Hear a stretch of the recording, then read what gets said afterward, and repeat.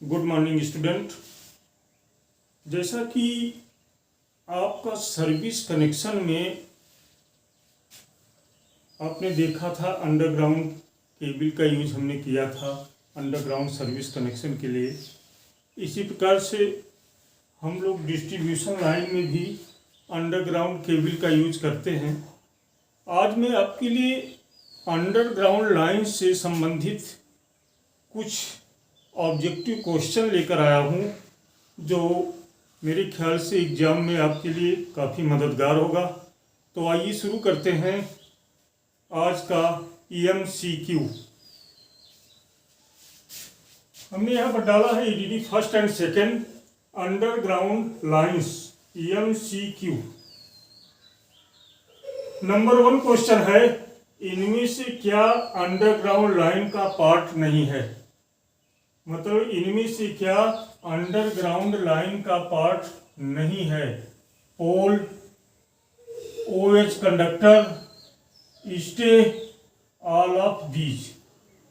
अब यहाँ पर हमें ध्यान देते हैं कि अंडरग्राउंड केबल में, अंडरग्राउंड लाइन में हम देखते हैं हमें पोल की जरूरत नहीं पड़ती। अंडरग्राउंड लाइन में हमें OH कंडक्टर की जरूरत नहीं पड़ती। यहाँ OH कंडक्टर की बात करें तो AC कंडक्टर और ACSR कंडक्टर, ये दोनों आते हैं। तो अंडरग्राउंड लाइन जब जा रहा है तो वहाँ पर हम सिर्फ केबल का यूज करेंगे, इसका मतलब इसका भी यूज नहीं होगा। थर्ड में हम देखते हैं C में स्टे सेट का यूज जब तक हम पोल नहीं लगाएंगे कोई आवश्यकता नहीं होगा। इसका मतलब यह है कि अंडरग्राउंड लाइन का एक कोई भी पार्ट नहीं है। इसका मतलब हमारा आंसर है D। तो पहला क्वेश्चन बहुत ही इंपॉर्टेंट क्वेश्चन है। आपने अंडरग्राउंड डिस्ट्रीब्यूशन लाइन तो अभी नहीं पढ़ा है, लेकिन अंडरग्राउंड सर्विस कनेक्शन देखा है। उस सर्विस कनेक्शन से ही क्वेश्चन क्लियर हो जा रहा है। क्वेश्चन नंबर 2 पे आते हैं, कौन सी इलेक्ट्रिक लाइन सस्ती है? कौन सी इलेक्ट्रिक लाइन सस्ती यानी इकोनॉमिकल है, जो सस्ती पड़ती है?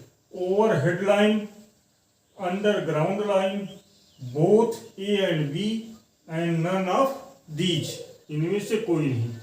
अब इसमें हम ध्यान देते हैं कि अंडरग्राउंड लाइन में हमें ज़्यादातर कोई बहुत सारे पार्ट्स का यूज नहीं है, जबकि ओवरहेड लाइन में हमें पोल की ज़रूरत है, कंडक्टर की ज़रूरत है, और उसको इंस्टॉल करने के लिए बहुत सारे इक्विपमेंट की भी ज़रूरत पड़ती है, जैसे क्रॉस आर्म हो गया, स्टे सेट हो गया।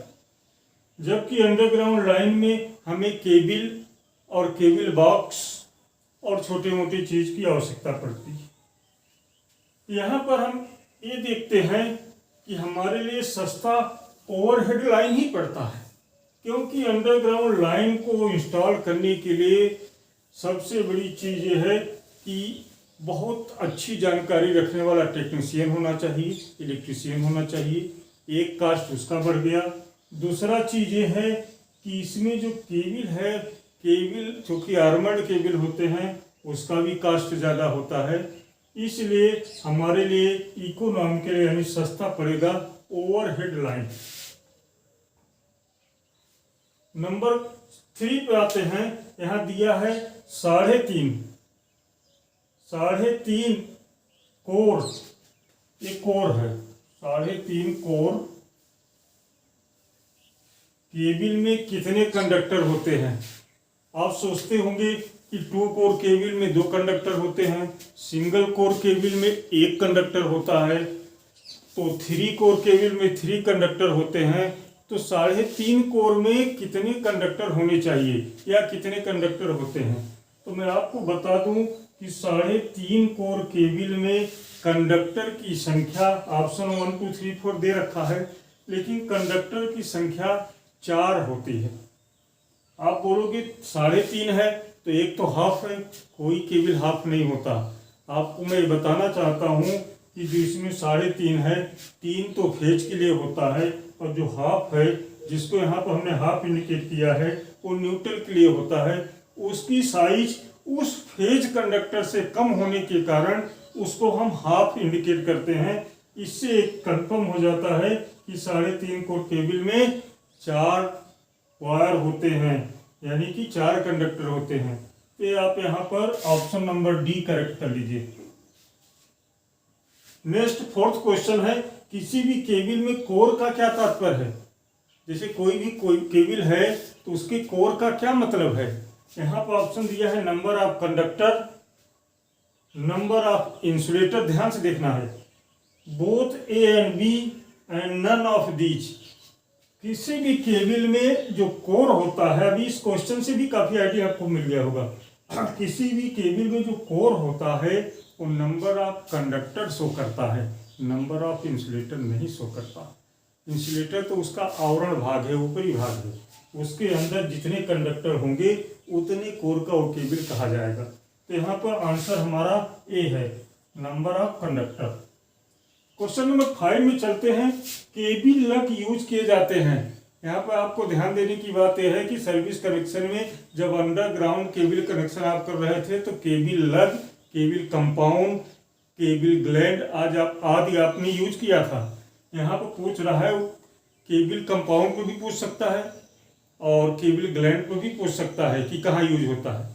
तो जब आप चीज़ें डिटेल में किए हैं तो आपको पता होना चाहिए। तो यहाँ पर दिया है केबल लग यूज किए जाते हैं टर्मिनल पर, केबल जॉइंट पर, both A and B, none of these. Cable lug का प्रयोग हमेशा टर्मिनल पर किया जाता है, केबल के जॉइंट पर नहीं। जहाँ जहाँ चाहे फर्स्ट टर्मिनल हो चाहे एंड टर्मिनल हो, वहाँ पर केबल लग का यूज किया जाता है। तो इसका आंसर करेक्ट है टर्मिनल पर। नेक्स्ट क्वेश्चन हम आते हैं, अंडरग्राउंड लाइन का रखरखाव। रखरखाव का तात्पर्य है मेंटेनेंस से। अंडरग्राउंड लाइन का रखरखाव लागत होती है, मतलब मेंटेनेंस लागत होती है low, high, both A and B and none of these.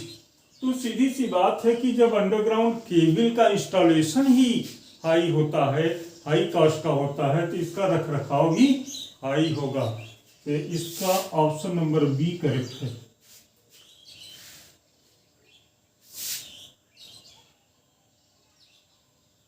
अब हम आते हैं इधर 3.5 कोर केबल की बात यहाँ पर किए थे, फिर यहाँ पर पूछ रहे हैं 3.5 core cable PVC insulated cable में, 3.5 कोर पीवीसी इंसुलेटेड केबल में कितने वायर हैं।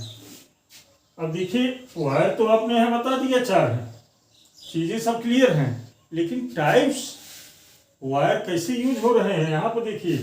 नंबर ए दिया है ओनली 3 फेज, 3 फेज के वायर हैं, कह रहा है। ये कह रहा है 3 फेज 1 न्यूट्रल, जैसा कि वहाँ आपको मैंने बताया था, अभी आपको क्लियर हो गया होगा। इसमें दिया है 3 न्यूट्रल, इसमें दिया है नन ऑफ दीज। तो मैंने बताया था कि 3 फेज के वायर होते हैं, एक न्यूट्रल का होता है, उसे हम 3.5 कोर केबल कहते हैं। चूंकि जो न्यूट्रल का वायर है उसकी साइज जो है फेज वायर से कम होती है, इसलिए उसे आधा कहकर हम बोलते हैं और उसे 3.5 कोर केबल कहते हैं। इसका आंसर होगा बी। नेक्स्ट आते हैं, रबर का डाइलेक्ट्रिक कांस्टेंट क्या होता है। मतलब रबर का डाइलेक्ट्रिक कांस्टेंट है 5 kV पर mm, 15 kV पर mm, 30 kV पर mm, 200 kV पर mm। तो रबर का डाइलेक्ट्रिक कांस्टेंट तो वैसे भी जनरल बेसिक इलेक्ट्रिकल का क्वेश्चन है, ये आपको हमेशा याद रखना चाहिए, 30 kV पर mm होता है। उसके बाद 9th क्वेश्चन में आते हैं, 132 kV अंडरग्राउंड लाइन में कौन सा केबल प्रयोग किया जाता है। अगर 132 kV की अंडरग्राउंड लाइन हो तो किस केबल का प्रयोग करते हैं। यहाँ पर दिया है एसटी केबल, ये दिया है एसटी केबल, ये दिया है ईएसटी केबल, ये दिया है ईएसटी केबल। पहले आप समझिए, एसटी केबल का मतलब high tension cable, ST cable का मतलब सुपर टेंशन केबल, ईएसटी का मतलब extra high tension cable, EST का मतलब एक्स्ट्रा सुपर टेंशन केबल। तो नंबर 1 पर एसटी केबल आता है, नंबर 2 पर ईएसटी आता है, नंबर 3 पर ईएसटी केबल आता है, नंबर 4 पर ईएसटी केबल आता है।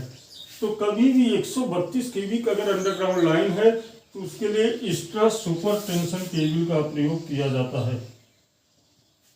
नेक्स्ट क्वेश्चन में आते हैं, एक केबल का इंसुलेटिंग मटेरियल होना चाहिए एसिड प्रूफ, एसिड का उसके ऊपर प्रभाव न पड़े, नॉन इन्फ्लेमेबल, ये आप समझ रहे हैं। नेक्स्ट दिया है non hygroscopic and all of these, यहाँ पर इसके केबिल में सारे गुण होने चाहिए, तो यहाँ आप आंसर हमारा क्या होगा, ऑल ऑफ दीज। इस प्रकार से अंडरग्राउंड लाइन के 10 MCQ क्लियर हुए। मैं आपको गारंटी देता हूँ कि अगर आप ध्यान से ये सारे MCQ तैयार करते रहेंगे तो निश्चित रूप से इस बार के बोर्ड एग्जाम में आपको इसका फायदा मिलेगा। नेक्स्ट लेक्चर में हम आएंगे पावर वायरिंग का एक और न्यूमेरिकल लेकर, जिसमें 2 मोटर को इंस्टॉल करना है। अभी तक एक मोटर के इंस्टॉलेशन का हम लोगों ने प्रॉब्लम सॉल्व किया, पावर वायरिंग के रूल्स रेगुलेशन देखे, साइज ऑफ मटेरियल देखे, और अब अगला क्वेश्चन हम आपके पास लेकर आएंगे पावर वायरिंग का 2 मोटर का इंस्टॉलेशन। उसके बाद पावर वायरिंग चैप्टर आपका क्लोज होगा, फिर नए चैप्टर की ओर हम लोग आगे बढ़ेंगे। आप लोग इसी तरह से लगातार लगे रहेंगे तो निश्चित रूप से परीक्षा के पहले हमारा सिलेबस कंप्लीट हो जाएगा। तब तक के लिए धन्यवाद।